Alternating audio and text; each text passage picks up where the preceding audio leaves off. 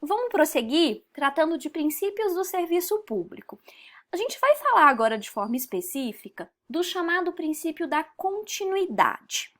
O que esse princípio determina no serviço público? O principal comando do princípio da continuidade é que a atividade ela inclui um dever estatal de prestação ininterrupta e expansão ininterrupta da atividade, certo?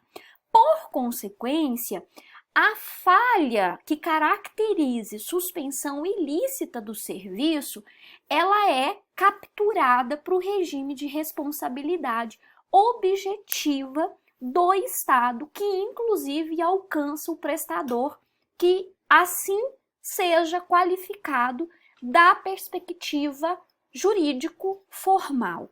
Além disso, é do princípio da continuidade que advém o poder de coerção que é conferido ao prestador de serviço público no que se refere à disciplina do serviço que envolve tomar providências autoexecutórias cotidianas condizentes com as necessidades que se apresentem para que o serviço não seja interrompido, certo?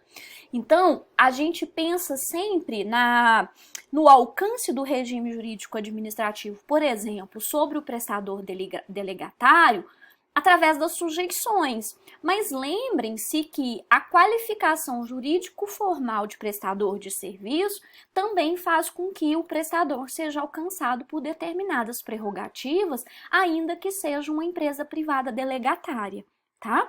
E esse pequeno poder de coerção que alcança as atividades inerentes ao cotidiano do serviço, ele faz parte desse conjunto de prerrogativas. E o que fundamenta essa prerrogativa de coerção no âmbito do serviço público? O fato de que o prestador desenvolve uma atividade estatal que segue um comando normativo de continuidade, certo? E aí a gente está falando de providências cotidianas mesmo, aparentemente banais, mas que quando nós comparamos essas condutas com a de um empresário privado em face do Estado, a conformação jurídico-normativa para efeito de autorizar a providência é diversa, certo? Esse princípio também ele aparece na discussão e na parametrização normativa da greve do servidor público e da greve de empregados em empresas prestadoras de serviço público. E aí, quando a gente pensa no direito de greve, lembrem-se que, embora ele seja garantido aos servidores públicos a partir da decisão injuntiva do STF, certo? E aos empregados em geral das concessionárias, se a atividade em questão é serviço público, lembrem-se que o direito de greve, embora possa ser exercido, ele é limitado e tem que ser administrado de acordo com a possibilidade de continuidade daquele serviço, na medida em que a greve não pode afetar a continuidade do serviço e nem romper com a premissa de essencialidade que caracteriza essa atividade estatal, correto? E aqui temos também uma outra questão que talvez seja da perspectiva dogmática a mais presente e a que gera mais dúvida, que é a possibilidade de suspensão de serviço público. O que justifica que um serviço público seja suspenso se ele segue como regra geral um comando de continuidade? Então aqui a gente primeiro compreende uma regra. Qual que é a regra? O serviço público deve ser ininterrupto e ele não pode ser interrompido e nem suspenso. Quais são as exceções? As exceções são as situações, né, os pressupostos jurídico-normativos, legais inclusive, que autorizam a suspensão do serviço público, excepcionalmente se presentes determinadas circunstâncias. Então, quais circunstâncias são essas que são autorizadoras da suspensão da prestação do serviço. Primeiro, uma primeira hipótese de suspensão da prestação de serviço é quando, na relação prestacional, há obrigação do usuário de possibilitar determinadas variáveis técnicas necessárias para que o serviço seja entregue. Nesse tipo de relação específica, se o usuário não cumpre a sua obrigação de observar os requisitos técnicos, o prestador do serviço, por uma questão mesmo de comutatividade, então nós estamos falando de relação contratual entre prestador e usuário, ele pode deixar de prestar o serviço sem incorrer em suspensão ilícita e na consequente ilegalidade, correto? Uma outra hipótese também, que inclusive está prevista em lei, é a hipótese da suspensão por motivos de ordem técnica. O que é a suspensão por motivo de ordem técnica? É exatamente quando ocorre a situação de que a manutenção da qualidade técnica do serviço, em favor da própria continuidade, inclusive, né, da sua essencialidade, exigem que a prestação ela seja suspensa para que questões técnicas sejam resolvidas, tá? Eu vou avançar com vocês um pouquinho, depois a gente vai voltar na questão da inadimplência. Por que eu vou avançar aqui? Porque a gente precisa de um dispositivo da lei que está logo aqui adiante para a gente separar duas situações de suspensão por razões técnicas diferentes que estão previstas na Lei Geral das Concessões de Serviço Público, a Lei 8987. Então, se vocês quiserem acompanhar diretamente na lei, procurem para nós, por gentileza, na Lei 8987, o artigo 6º. Veja o que diz esse artigo 6º. Toda concessão ou permissão pressupõe a prestação de serviço adequado ao pleno atendimento dos usuários, conforme estabelecido nesta lei, nas normas pertinentes e no respectivo contrato. Serviço adequado é o que satisfaz as condições de regularidade, continuidade, eficiência, segurança, atualidade, generalidade, cortesia na sua prestação e modicidade das tarifas. A atualidade compreende a modernidade das técnicas, do equipamento e das instalações e a sua conservação, bem como a melhoria e expansão do serviço. Vejam que o caput e os dois primeiros parágrafos dizem respeito ao princípio da universalidade do qual nós falamos, né, que determina a manutenção e a expansão do serviço, tanto em termos quantitativos quanto qualitativos, certo? Bom, o parágrafo 3º é o que nos interessa aqui para efeito da suspensão. Veja o que ele diz.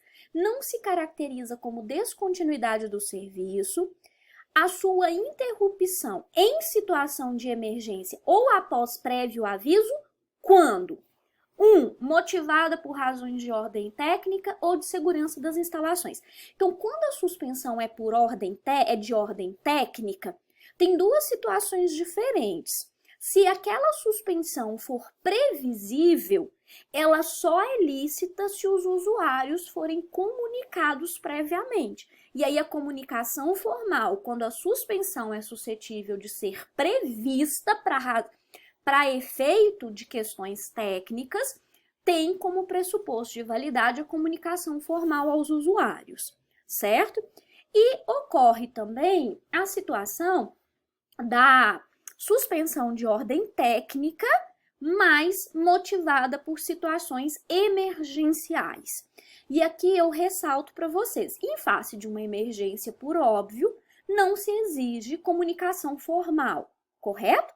Mas, por outro lado, o que é importante lembrar? Emergência não é um conceito discricionário para o gestor público atribuir a ele o sentido que ele bem entender. Lembrem-se que emergência está associada a duas variáveis essenciais, tá? A imprevisibilidade na ocorrência ou a imprevisibilidade na extensão do resultado E, além disso, a questão afeta ao perigo e, portanto, que inclui a urgência na providência, tá? Deixar de comunicar e alegar emergência em relação a algo que é previsível é considerado um ilícito. E aqui a gente pode tomar emprestada a concepção que foi forjada pelos órgãos de controle de emergência fabricada lá da Lei de Licitações e Contratos. Não se caracteriza como emergência a necessidade urgente advinda da omissão do gestor público em agir no tempo correto para evitar o perigo, certo? Então, feita essa demarcação, vamos voltar aqui um pouquinho no nosso roteiro, tá? Então, vejam bem, na suspensão por motivos de ordem técnica, nós temos duas situações diferentes. Não sendo urgente, exige-se comunicação formal prévia ao usuário. Sendo em situação de emergência, lembrando que emergência é um conceito jurídico normativo, tá? A suspensão pode ser feita sem comunicação prévia e formal, até porque a emergência não comporta formalismo, correto?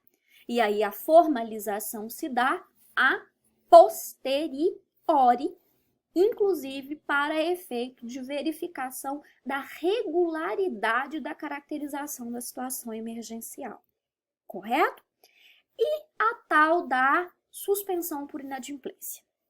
Aqui, então, a gente está falando primeiro, tá? De serviços que sejam remunerados pelo usuário.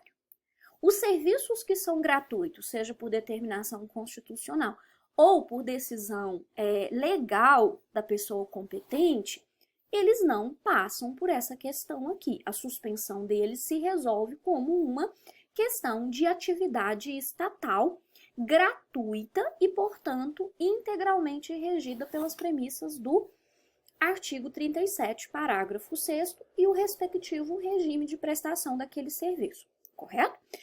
Nos serviços remunerados, a gente passa por algumas variáveis para dizer da possibilidade de suspensão por inadimplemento.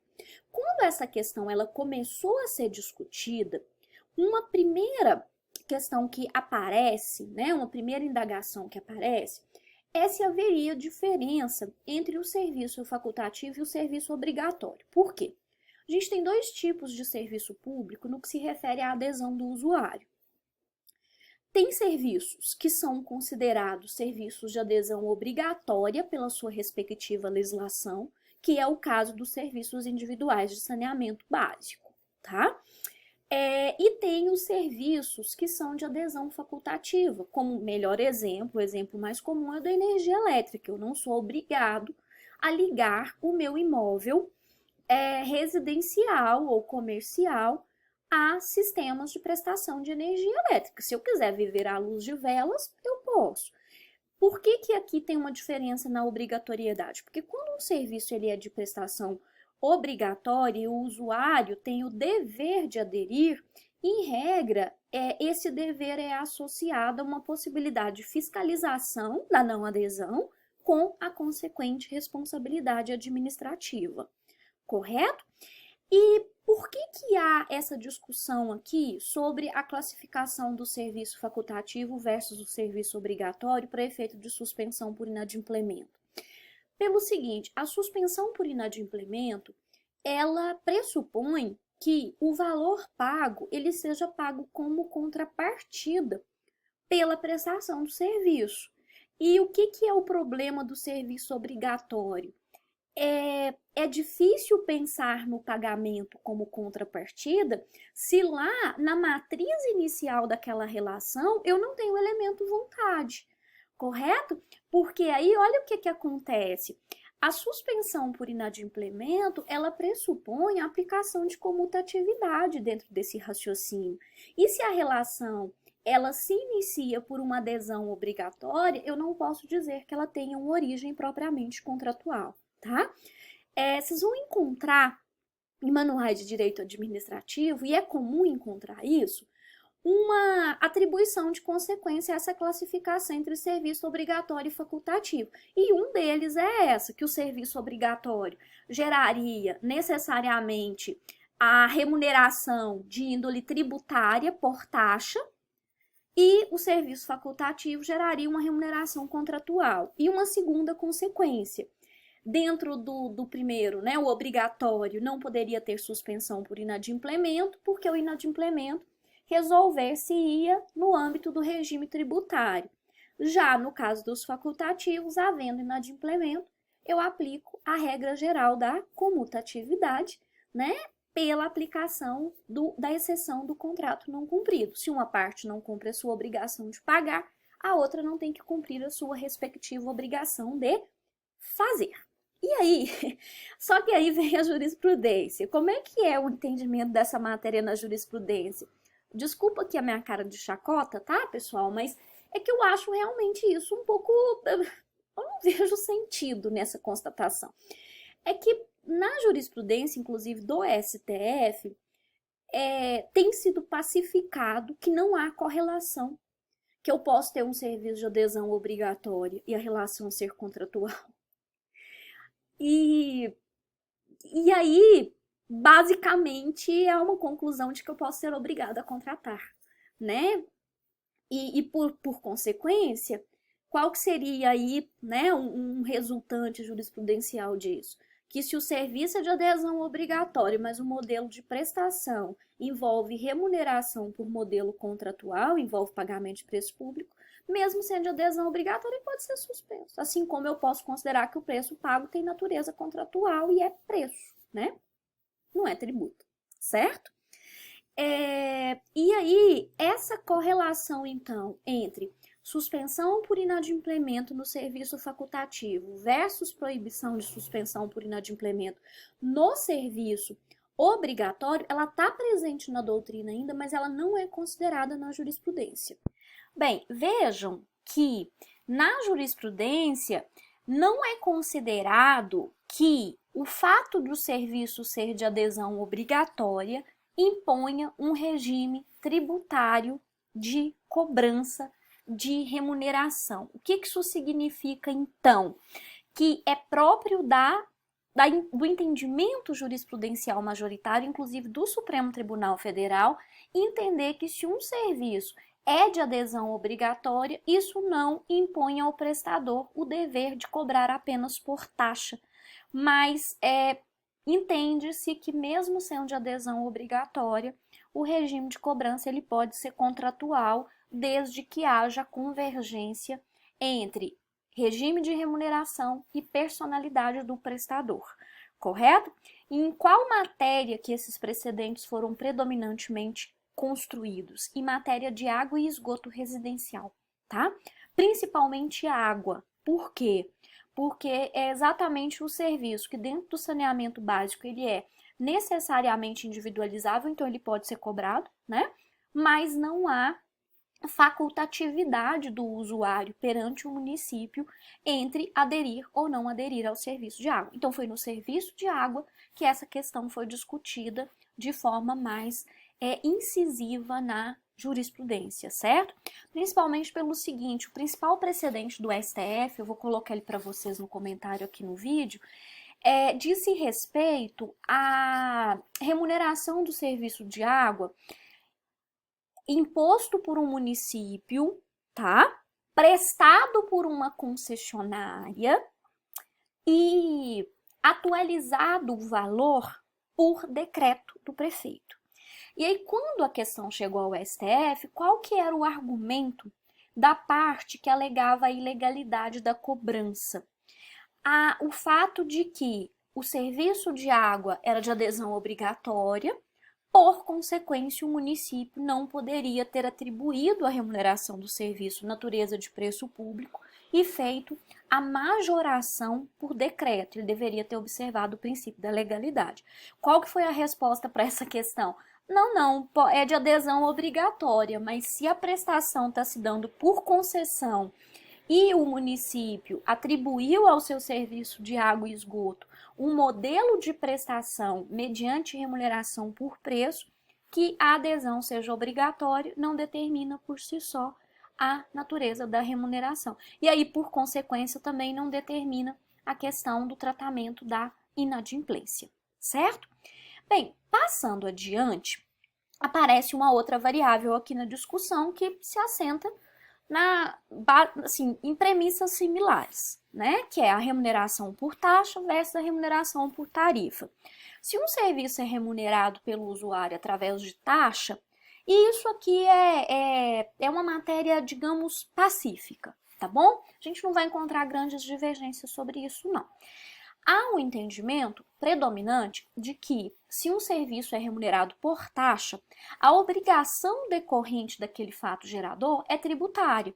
E por essa razão, ela possui, para efeito de satisfação da obrigação, as prerrogativas que são próprias da obrigação tributária perante o Estado. E por essa razão, portanto, eu não teria aqui uma relação contratual e eu não teria também, por consequência, tá, a aplicação da exceção do contrato não cumprido, porque é uma relação clássica Estado-indivíduo e não tem natureza contratual, portanto. Ao passo que, no serviço remunerado por preço, por tarifa, sendo a relação prestador-usuário uma relação essencialmente contratual, a suspensão por inadimplemento se justifica, dentro da natureza da obrigação, como uma questão de exceção do contrato não cumprido, certo? Uma outra variável que vai aparecer também nessa discussão da suspensão por inadimplemento, primeiro em jurisprudência esparsa e depois absorvida pelas agências reguladoras, é a figura da atualidade do débito. O que significa isso? A prestação do serviço público, ela não tem como finalidade primeira o ganho do prestador. O ganho pode ser uma consequência, como a gente vai ver no princípio da modicidade, correto? E aí, qual que é a consequência disso quando a gente vai falar de atualidade do débito? É que, como nós estamos falando de uma prestação essencial cobrada do usuário, pressupõe-se que aquela prestação é necessária à sua subsistência. Se a relação de prestação é contratual, o prestador necessita da contrapartida para efeito de manutenção do serviço. E aí, como que aparece a atualidade, então? Sob o argumento de que, se o prestador de serviço ele deixa transcorrer um tempo suficiente de inadimplência, de modo que aquele débito se transforme em mera dívida e perca a sua correlação com a sustentabilidade presente do serviço e com a possibilidade de continuidade, não se justifica que o usuário seja privado da prestação daquilo que é essencial para subsistir, se aquela variável de pagamento não está fazendo falta na continuidade do serviço, tá? E aqui, esse argumento ele é interessante por quê? Pelo seguinte, porque ele considera a peculiaridade da atividade econômica ali, não é uma atividade livre iniciativa e não é uma atividade cuja busca, né, de ganho possa ser a finalidade do prestador. O ganho, inclusive nos contratos de concessão, o ganho do concessionário, ele é reflexo, ele não é a finalidade do serviço em si. Correto? E aí, pela atualidade, o que se separou na jurisprudência e determinadas entidades de regulação, como a Anatel, por exemplo, acabaram incorporando nas suas normas administrativas? Dois débitos diferentes, o débito contratual considerado não atual, que é aí mera dívida, e a suspensão da prestação não pode ser utilizada como um mecanismo de coerção, tá? E o débito atual. O que é esse débito atual? É o débito recente correlacionado com a possibilidade de sustentabilidade do serviço no presente, de modo que o que é considerado não atual seja tratado como mera dívida e passe por procedimentos de cobrança ordinários, mas sem exceção do contrato não cumprido, e apenas o atual se submeta à cláusula de exceção, certo? Geralmente, quando vocês encontrarem normas de regulação referindo-se à atualidade do débito, geralmente o débito é considerado atual, conforme, né, me consta das normas de regulação que absorveram esse critério, dos últimos 3 meses, tá?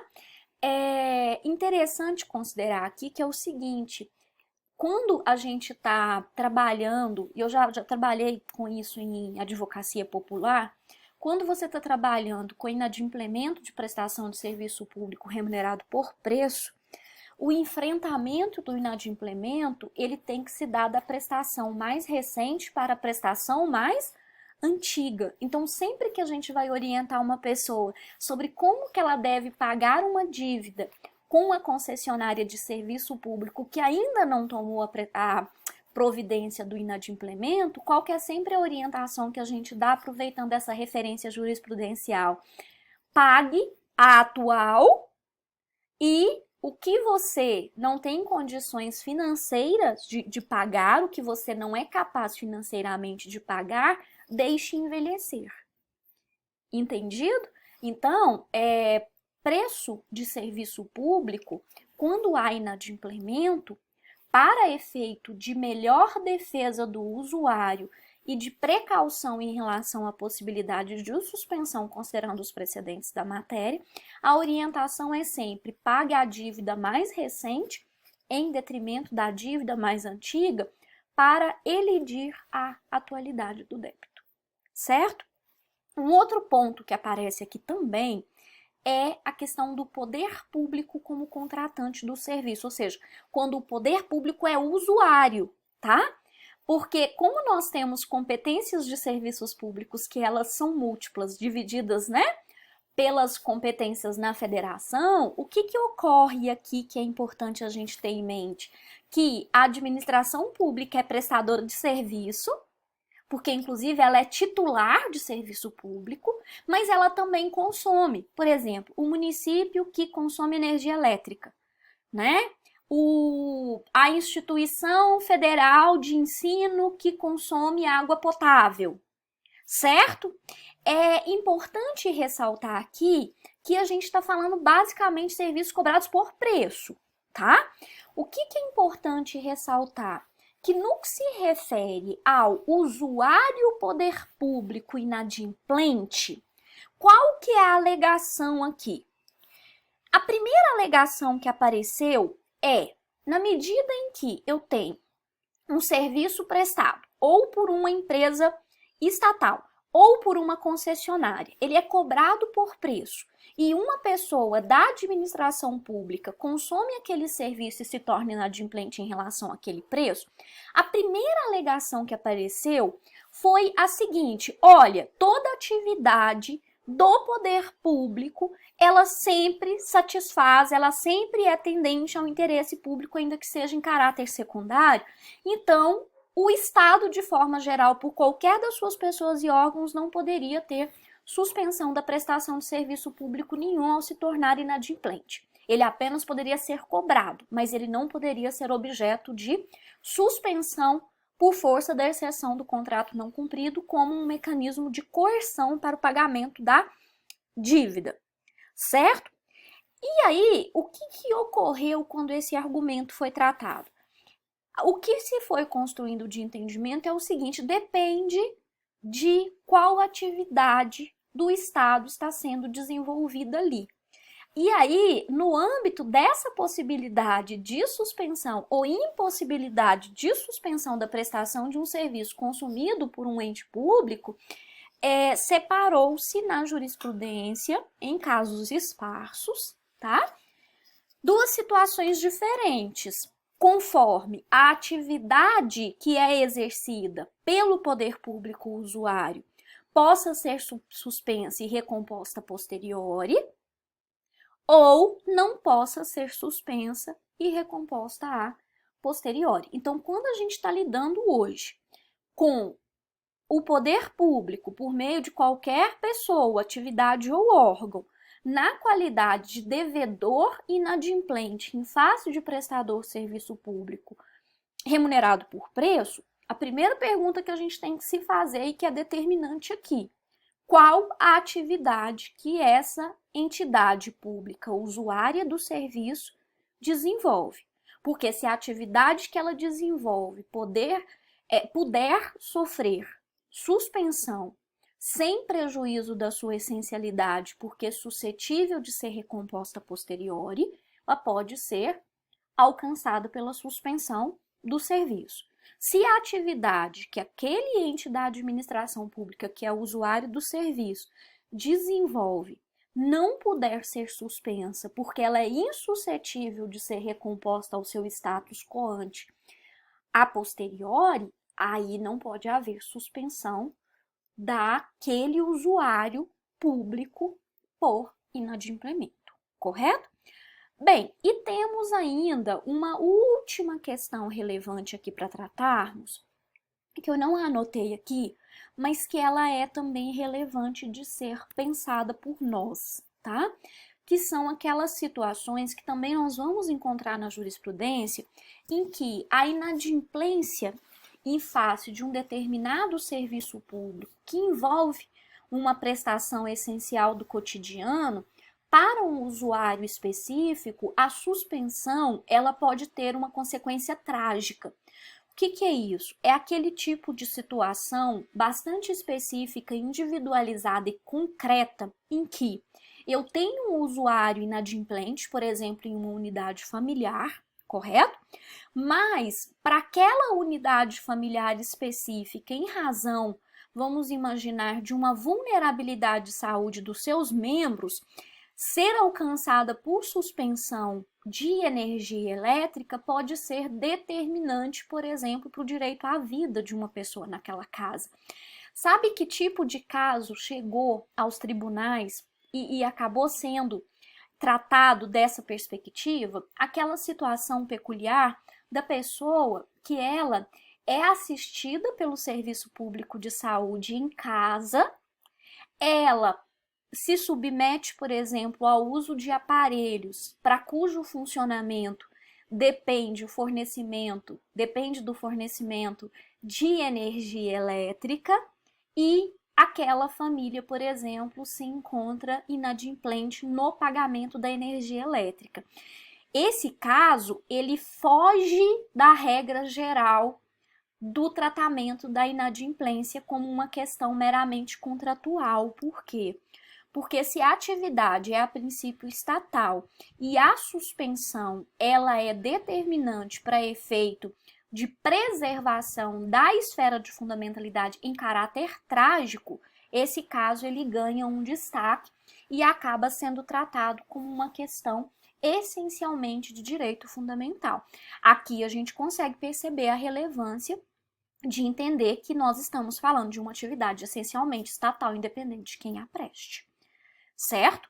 Então, lembrem-se disso, o serviço público não perde o seu caráter de atividade pública e não perde a sua referência primordial com as suas próprias finalidades e com o sistema de fundamentalidade relacionado a ela ou reflexo em relação a ela. Para a gente reforçar o exemplo, se eu me tornar hoje inadimplente em relação à minha conta de energia elétrica, eu posso ter uma série de prejuízos se a minha energia for cortada até que eu pague o meu débito e o serviço seja restabelecido, certo? Se eu não estivesse trabalhando em casa, por exemplo, qual que seria o meu principal desconforto em uma situação de normalidade na minha vida? Eu teria que tomar banho frio, certo? Teria que utilizar outro equipamento de iluminação e não conseguiria usar nenhum tipo de eletrodoméstico. Mas isso me causaria desconforto? Causaria, mas isso não ameaçaria a minha vida.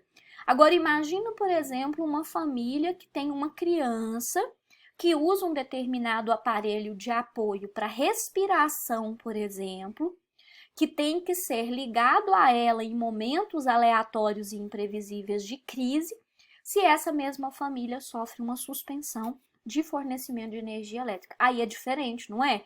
Porque eu vou do mero desconforto ao trágico. Trágico por quê? Porque pode significar vida ou morte. correto? Então, relacionado ao princípio da continuidade, lembrem-se, a regra é a prestação contínua ininterrupta. Quais são as situações permitidas de suspensão? As situações permitidas de suspensão são tratadas dentro dos serviços que são remunerados pelo usuário mediante relação contratual, ou seja, remunerados por preço, e se submetem às hipóteses de ordem técnica ou inadimplemento. E no inadimplemento, considerem, né? Inicialmente começou-se com uma discussão obrigatoriedade versus facultatividade, depois veio a questão da natureza da remuneração, sim, que é relevante, depois construiu-se a questão da atualidade do débito, apareceram os conflitos relacionados ao poder público como usuário do serviço e, por fim, temos as questões relacionadas ao serviço público prestado mediante remuneração por preço, mas com um potencial de causar consequências trágicas conforme seja prestado ou suspenso. Então, continuamos com os princípios na nossa próxima videoaula. Até lá!